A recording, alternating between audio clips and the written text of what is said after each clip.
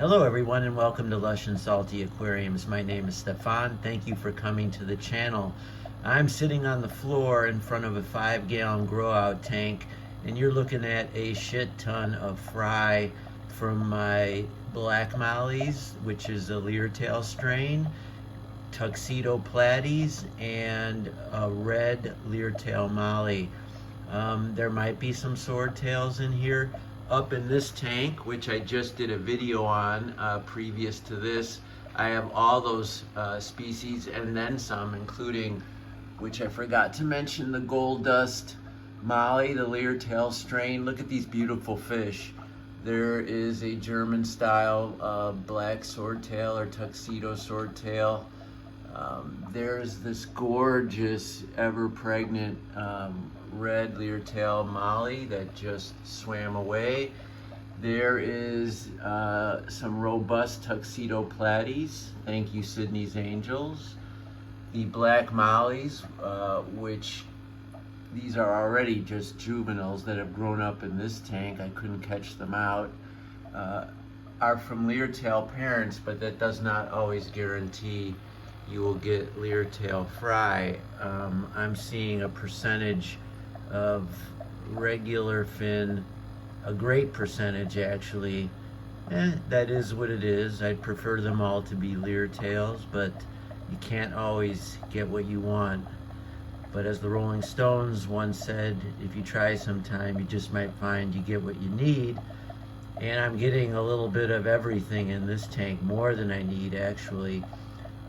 So what I do is, as soon as these are sellable size and they're not there yet, I take them to one of a couple LFS that will give me trade or cash value. You know, I'm not looking to make money on this enterprise, but I'd love to find quality homes for these fish, as well as it feels satisfying to trade for something that I otherwise would have bought. And these are excellent examples of their species. I feed the best foods. A lot of live baby brine went to these.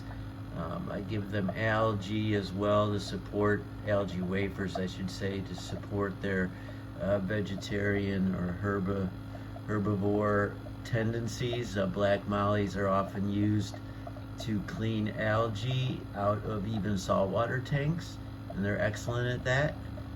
They will literally pick away and eat the algae growing in your aquarium right in front of your eyes.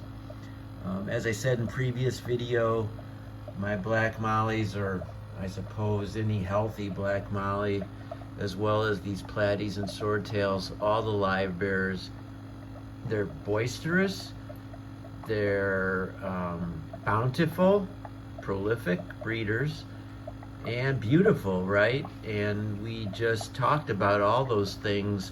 Sometimes this fish is underrated, perhaps because they breed so easily, so there's not a considered challenge when it comes to seeing them spawn and breed and make babies. I don't know, but they're gorgeous fish, and I had resisted live bearers for about, I don't know, 8 months into my return to Chicago. And then I was at a swap and I found some of these leertails that I had shown you, including this gorgeous fish, one of my most favorite fish.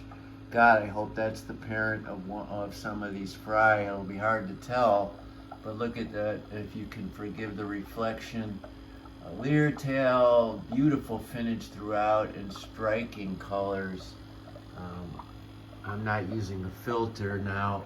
That's not to say these RGB slim lights from Chihiro's, that with the red LED and the blue and the yellow, it does contribute to making the colors of your fish look more fantastic than they might be in just ordinary LED lighting, or even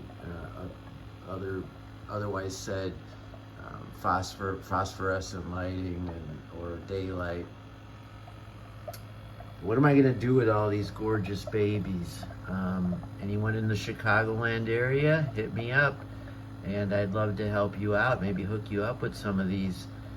I am so hoping that these light colored ones are the fry of that beautiful balloon red, not balloon, but rather fire engine red leer-tail molly, or even better yet, that leer-tail tuxedo swordtail, that's how it was sold to me. But at this point, if you told me it was a leer-tail molly, I'd believe you. You know, it's hard to tell. Live bears can get tricky, and they can crossbreed, although not so much the fish we're talking about with each other, but with different strains within the species, as well as guppies can breed with mollies, although their offspring is often unhealthy and certainly sterile.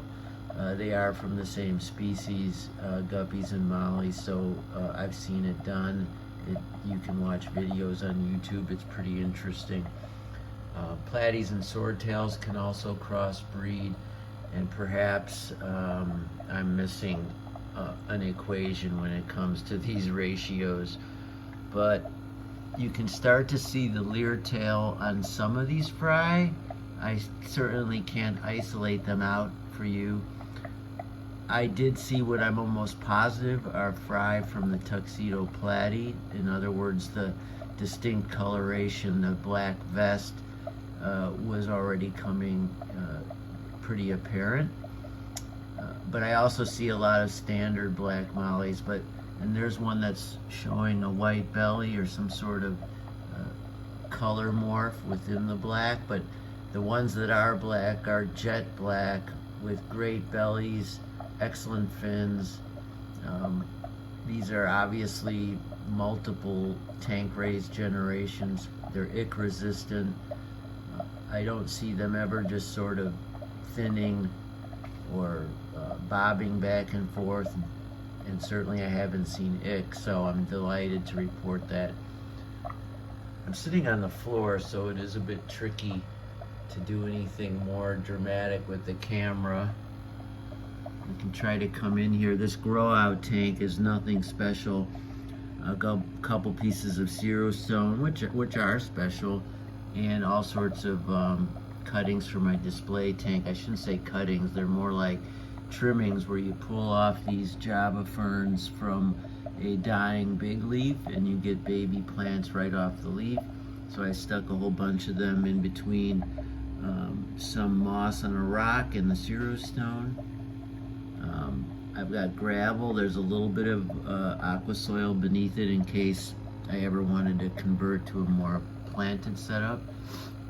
And believe it or not, folks, I've got a whole other 5-gallon tank to the right here, which is in that format. I've got a light closer to it, a better light than what I'm running here, which is all the way up there.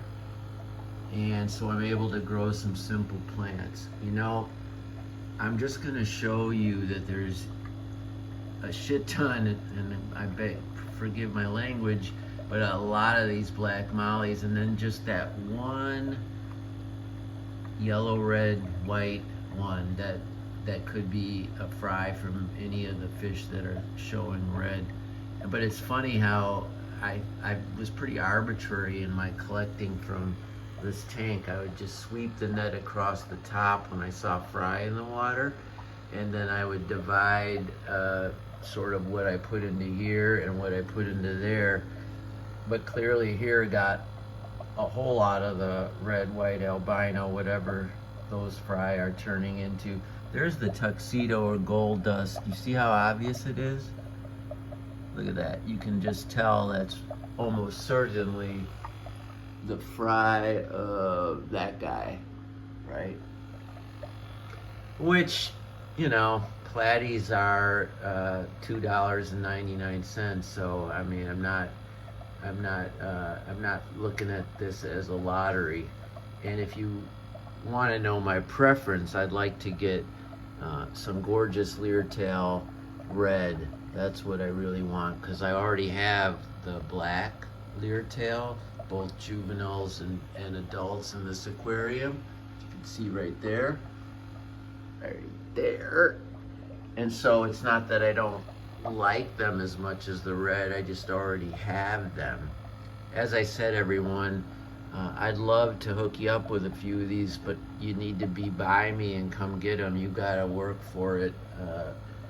But I'd love to be able to spread the wealth here. The only thing I can say about these versus what you might find in your local fish shop, or I should say big box store, but even with all respect, the better LFS, they're getting their black mollies from Florida more than likely, and they're often, I don't know, mediocre looking.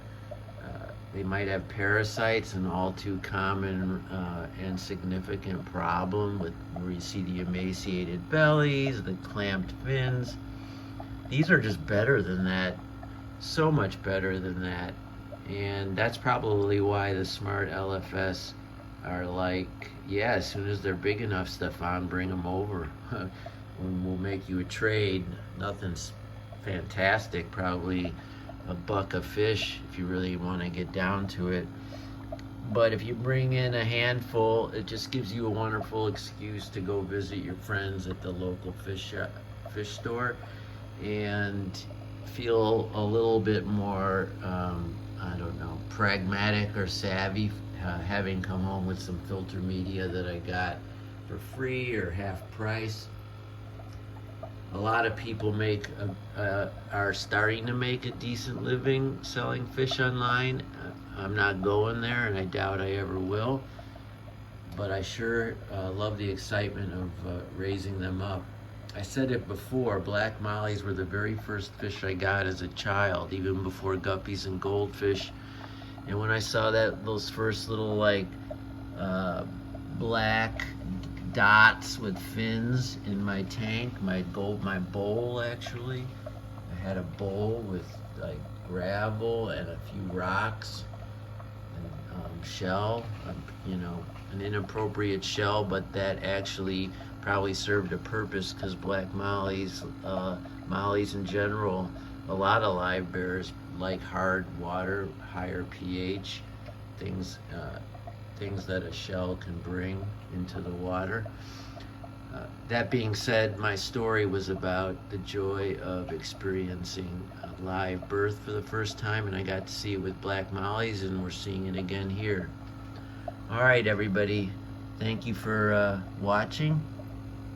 Like and subscribe if you're so inclined, and always keep your hands in the tank. Ciao for now.